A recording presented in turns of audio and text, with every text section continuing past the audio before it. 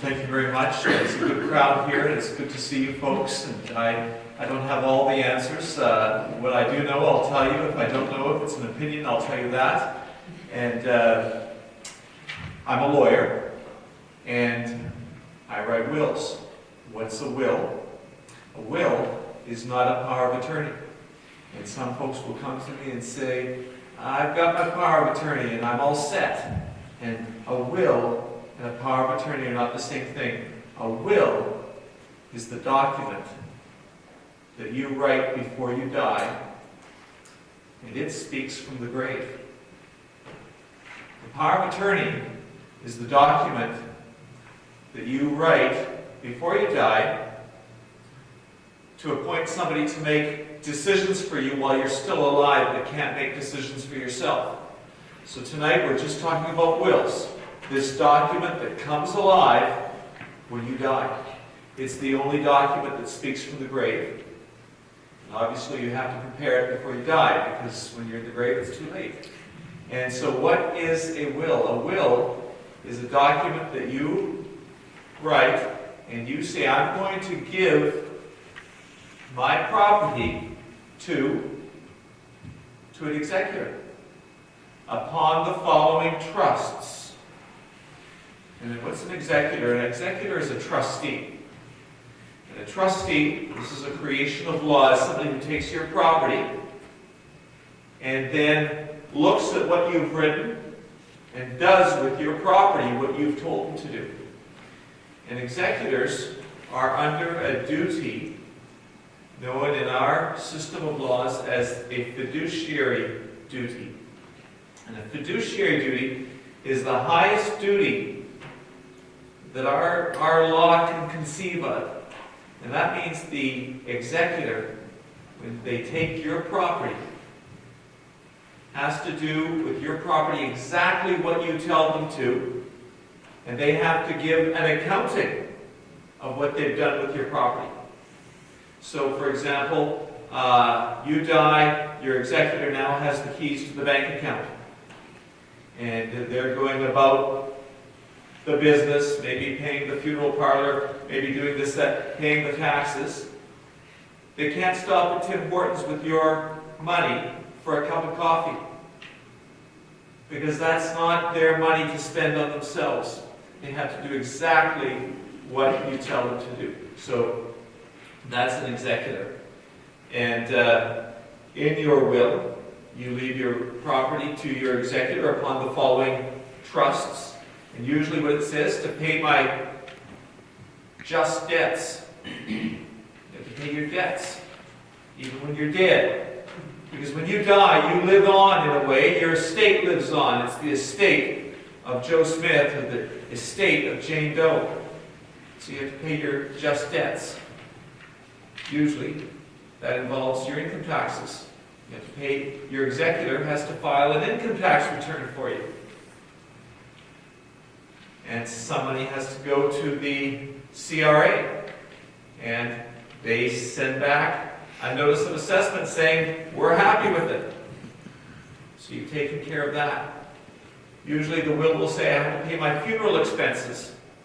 So it's not going to be your beneficiaries who are going to pay it. You're going to pay for that yourself out of your estate. And then, I should tell you, there's two kinds of property. There's probably many kinds of property, but there's two I want to refer you to tonight. There's something called marital property. And there's something called business property. And marital property and business property are not necessarily the same thing. Marital property is property that you own jointly with your spouse. So if it's a husband and he dies, his marital property now belongs to his spouse automatically. But if he has business property, that doesn't necessarily go to his spouse. Anyway, your will is going to be a roadmap to tell who you're going to leave your property to. So you want to write it carefully, and you want to choose an executor. Stephen mentioned that. Choose somebody who at least wants to do the job, who maybe has some business skills. who has the time, who has the patience, the endurance. Somebody, a bird in the hand is worth two in the bush. You might think twice about choosing somebody who's older than you to be your executor. It could be that they'll go before you.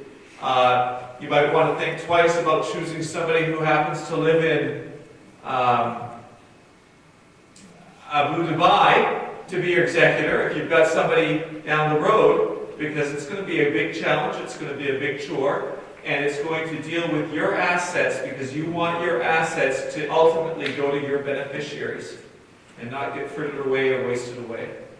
So that's basically what I want to tell you. It's about wills, and then you'll have lots of questions, such as what happens if I don't have a will? Can I write my own will? And so on and so forth. What if I'm an executor? What do I have to do? So I'm the guy that prepares the will, and that's basically what I have to say, and I'm happy to answer your questions. If we can help clear up some basic questions, we'd really love to be able to do that. So let's try to stump these folks here. Who's got a question to start on?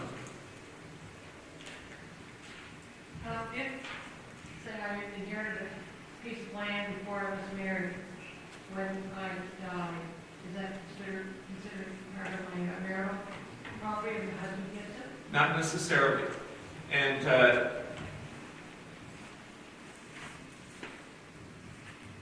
there is some legislation up there. It's called the Marital Property Act. And I'll kind of describe how it came about. Probably back in the old days, years and years ago, there was probably a couple. And the property was all in his name.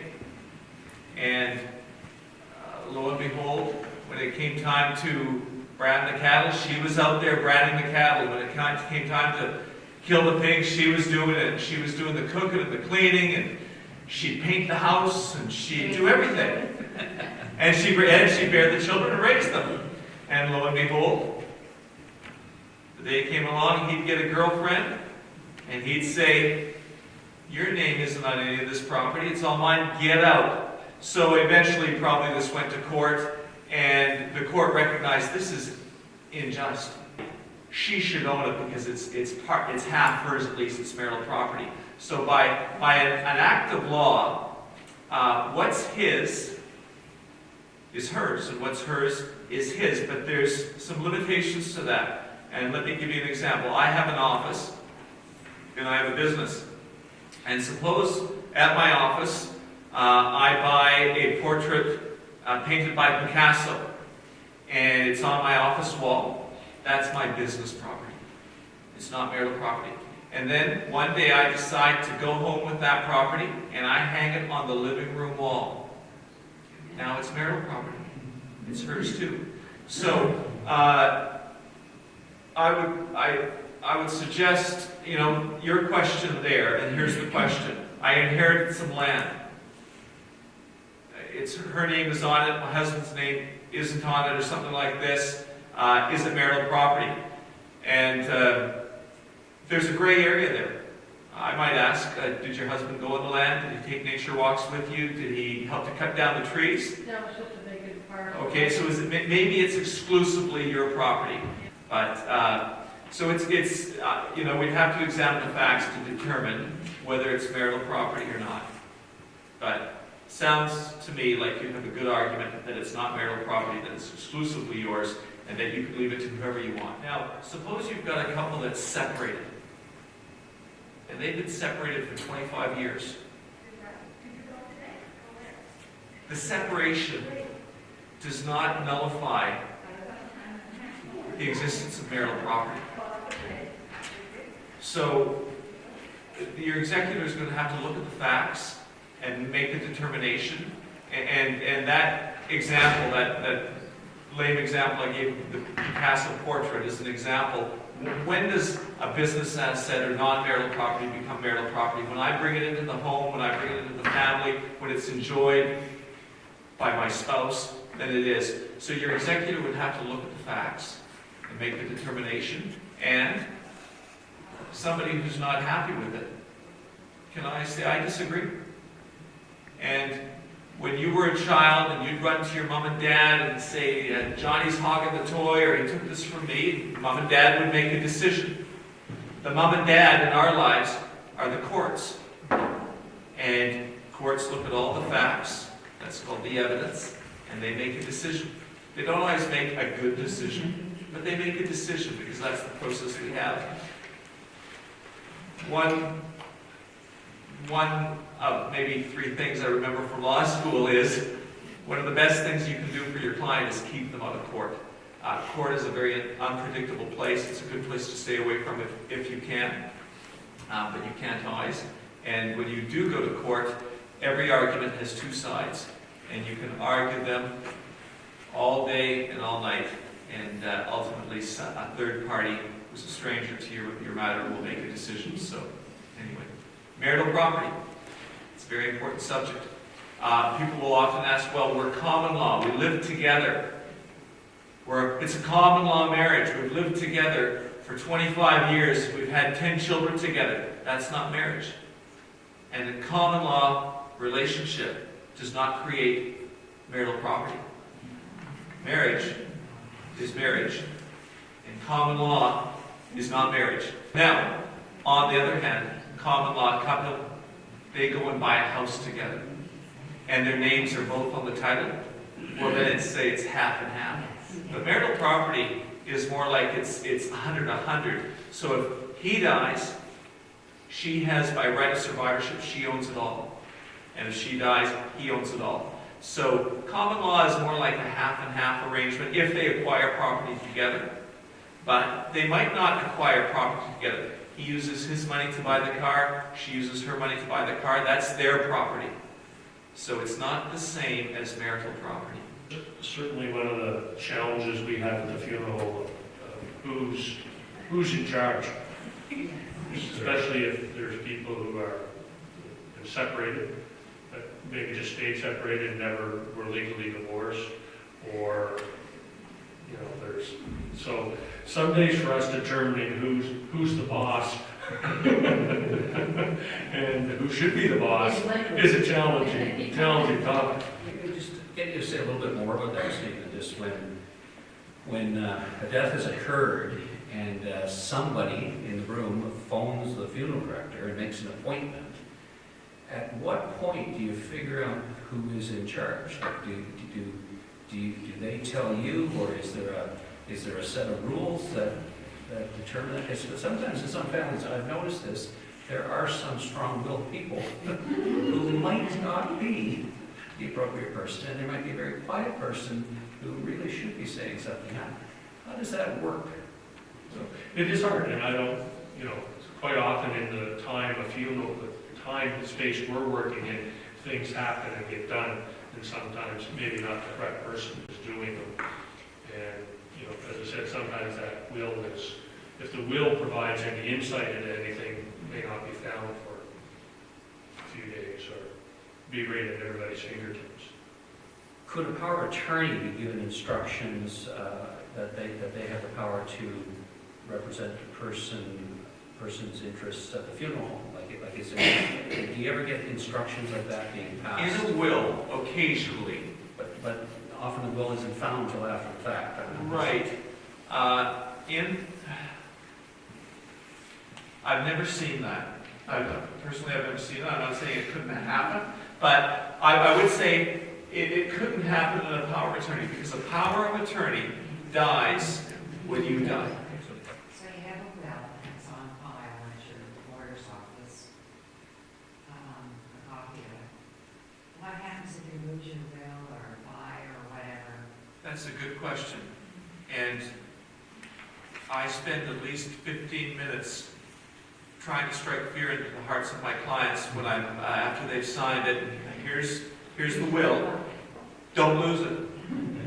And I'll reiterate that. Don't lose it. And I'll give you an example. I had a situation where somebody came to me. I did their will, and they appointed their brother as their executor, and they didn't have a lot of property, but they had a house. They had some real property, some real estate. And lo and behold, this person was on her deathbed, and the brother came to me and said, well, could I have a copy of the will? And I said, sure, there you go, it won't do you any good. What do you mean it won't do any good? It's only a copy. It's the original that speaks from the grave, so don't lose it. Now, I'll give you a practical example of why you shouldn't lose it. Because and so anyway, this situation was very sad. This lady was expected maybe 48 hours to live, maybe less. So I jumped in my car, went down to the hospital, and it was a very awkward situation. It was a very sad situation. But she executed a new will, and then she died. And I gave the brother a big bill. And she was not happy with him, and neither was I. And he looked quite sheepish. But he was now the executor, and she had one main asset, and that was her house. And now that house has to be sold. And to have it sold, the will has to be registered at the land registry office. And the land registry office does not accept a copy of the will. You have to register the original will. You can't register the original will until after the death? Or After the death. Because this, I'd like to say, this document, it comes alive after you die. Its utility only comes into existence when you die. And so you want to choose thoughtfully and carefully somebody to be the executor. And the person who you want to be your executor may not necessarily the person that you want to be your power of attorney when you're on your deathbed and going through the throes of death and you have pain. Maybe you want to choose somebody else to be that person to deal with the doctors, fluff the pillow, and give you pain medication. But after you die, there's a lot of business involved. You've got to file an executor's tax return. You have to go to the bank. You have to go to the funeral parlor. You've got to pay bills. You've got to pay your just debts and funeral expenses. You've got to maybe liquidate assets. You've got to get a realtor to put a for sale sign on the house. And so you have to choose these people carefully. And you have to tell the executor that you're it. Do you want to be it? No, I don't want to be it. Choose somebody else. So it's a big thing. So I'm wondering, what would be the best way for that person to be identified who might sort of look after the affairs in the interim? Sort of, it's kind of a no man's land in between the power of attorney and the executor taking hold. So you tend to see it done through a pre-arrangement where people have been very clear, here's what I want done. That can be changed too, but the other part is we'll deal with power attorneys in that last few weeks of death, where people will come in and say, we've never done the funeral expenses taken care of, we want to do this now and get it done before the death occurs. So you'll see people scurrying around to kind of take care of that. And the power of attorney can do that. Yeah, so they do that. So we do see a lot more of that today. So typically, when we haven't found a will, rarely would we have people arrive at a will. Rarely, and typically the family, most days the family's dynamics are balanced, that they know what's going on. But there are those days. What happens if you are named as an executor, whether you're aware or not? The person dies and you are either not able or don't want to be the executor. I've just dealt with one in the last few weeks where the person died. The lawyer had the will. She was a person by herself, and the person who was asked to be the executor did not want to do it, refused, landed back on the lawyer's lap to take care of. And so a person, if they choose not, can get out of you can get out of it. Usually, when I draft a will, the testator, the person who's writing the will appoint so-and-so as their executor, and it will say there'll be a clause in there. But if so-and-so is unable to perform this function by reason of age or infirmity or death or whatever, then I appoint so-and-so as a substitute or an alternate. So I usually make a provision for an alternate.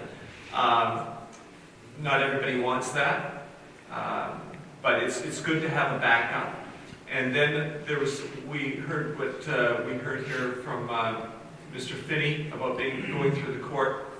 There is a court in all of our common law jurisdictions here in Canada, and in New Brunswick we have a court. It's called the probate court, and the probate court deals exclusively with estates, people's estates, and a judge of the probate court has the authority to appoint somebody to perform the function of the executor. However, to go to probate court, you can imagine the paperwork, the rigmarole, the difficulties involved there, and the cost. So I think it would be prudent if you do write a will to appoint so-and-so as your executor, but and if so-and-so is unable by reason of age, infirmity, or death, or just not interested, then I appoint so-and-so as the alternate. Well, he has to, and that's bad. That's very, very bad, because he's under the highest duty known in our systems of law, and it's called a fiduciary duty, and he needs to be very, very careful. Following up that, what about codicil? Because you can write codicil, handwrite, and have a witness, right?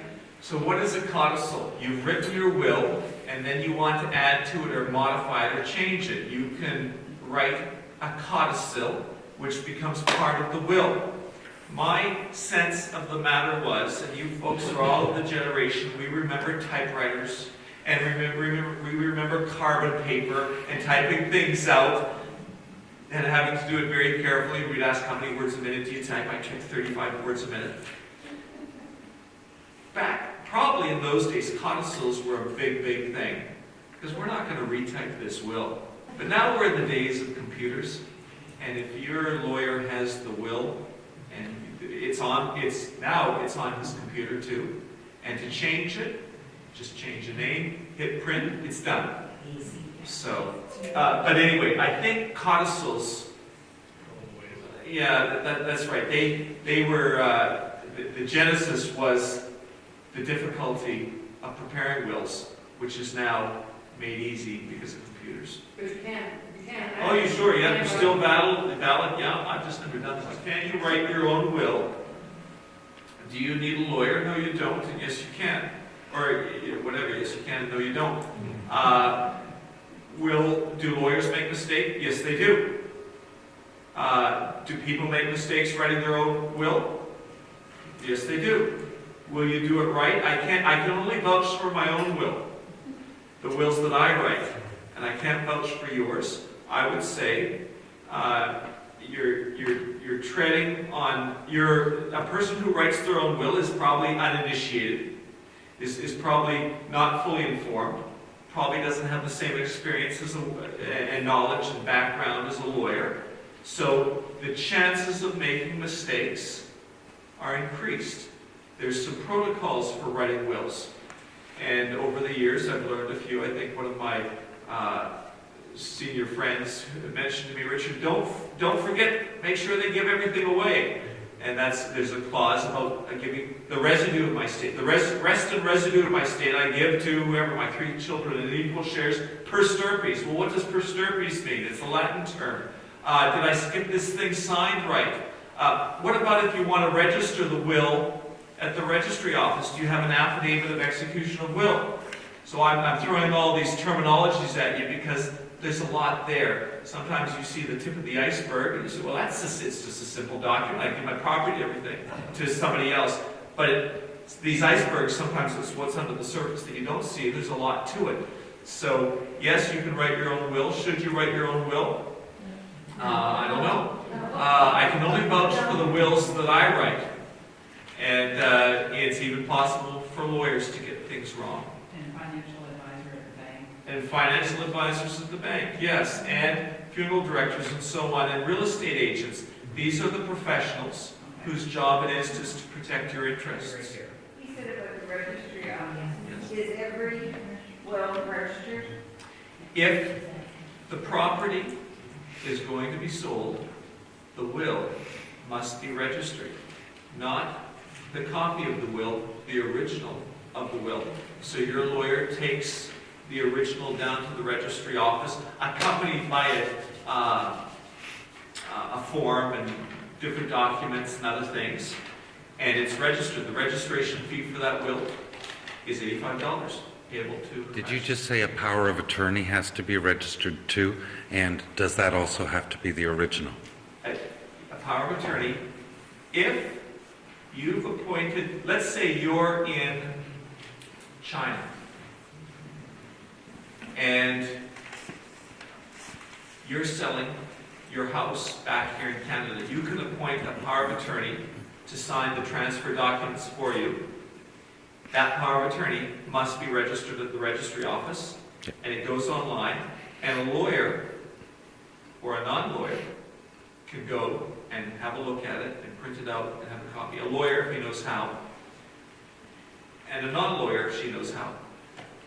But both of those things only have to do with the sale of real property. For example, yes, that's right. And people now are looking at non-traditional, like burials and funerals. Do you do things like, say, cremation, putting the ashes in a, say, a tree pot, so it would grow into a tree? Can that be done, things like that nowadays? Anything you can imagine. Yeah. Yeah. Yeah, there's everything under the sun. You just, in the World Wide Web out there, people are thinking of stuff every day, like how to do these different options, and certainly any of them are available. So we see that every day. I guess the only concern I have about people in cremated remains and ashes is that you please do something with them. We're not a receptatory or storage place for them. We have some guests that have been around for a number of years. And so some people, so we're pretty with people about trying to, so there are reasons you're waiting for someone else to die so you can go someplace together. We understand that one. But we really encourage people to kind of have this part of the country isn't so much an on-the-shelf in the living room part of the world, so we don't have as much of that. But certainly, there's a lot of options out there in terms of where you can be placed. Are there regulations about spreading ashes in waterways and things like that? No, in New Brunswick, there's really nothing other than, I mean, if you're going into a public space, obviously you may cause some issue. But you can't scatter your ashes if you wanted to on the Atlantic, or if you wanted to at a lake, or... Yes. A lot of decent people in that kind of cases are Please take them out of the package. But we have to have them returned. There's someone obviously in a plane dropped them somewhere in a river, and then they brought them back. some great information here. One of the reasons to do this is just to let you know and introduce you to these two gentlemen. There's lots of other lawyers, and there's other funeral homes, but really to encourage people to follow up with the professional advice. I mean, every time we do one of these things, I learn things. I learned stuff tonight. How many learned just a new, isn't that great? Okay, so let's run along.